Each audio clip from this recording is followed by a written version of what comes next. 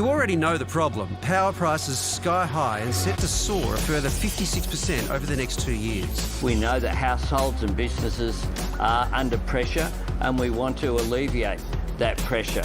And here are some of the levers they could pull to avert the looming crisis. Lever 1, free money, aka subsidies or rebates for low-income households. But while money in the pocket is always popular, it comes with a major catch. The problem with direct handouts is that it would feed straight into inflation. Another option, a price cap. 80% of the gas we pull out of the ground is currently exported. And on the 20% that stays here for domestic consumers, we're just looking to put a price cap on that at a level that still delivers close to a 100% markup on the cost of production.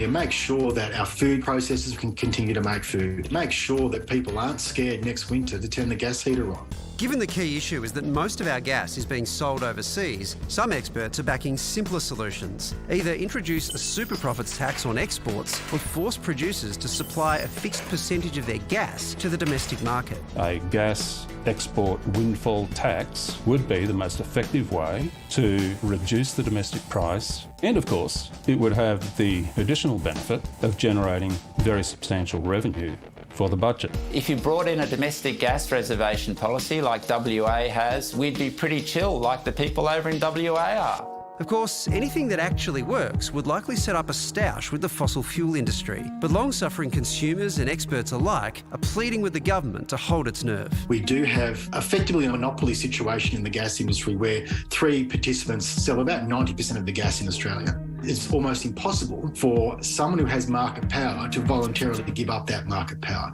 What I'm urging the government to do is sit down with the gas companies and get them to divert enough gas to get the price below $10 with the threat of export controls, which I don't think will be needed because I think once they understand the threat is real, they will act. Well, Professor Samantha Hepburn is an energy regulation guru and she joins us now. OK, Samantha, pick your poison. Subsidies, price caps, super profits tax, what do you think? Look, I think price caps is probably the best way to go in the short term. We already have what's called a heads of agreement.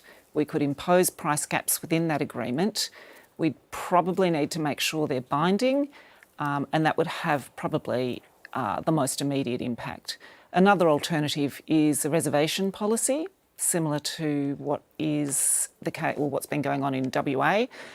You know, just as a brief comparison, WA is currently paying about $5.55 a gigajoule for gas, and on the East Coast, we're paying about $31 a gigajoule. So it's a massive difference, and that's largely because we have such feeble regulatory frameworks. So all East Coasters watching us tonight, all they want's cheaper gas, Samantha. Yeah. So, I mean, can businesses and consumers, household consumers, can we get there? Can this government get us there quickly? Well, that's the big question, can they? And they need to. Gas is a public resource.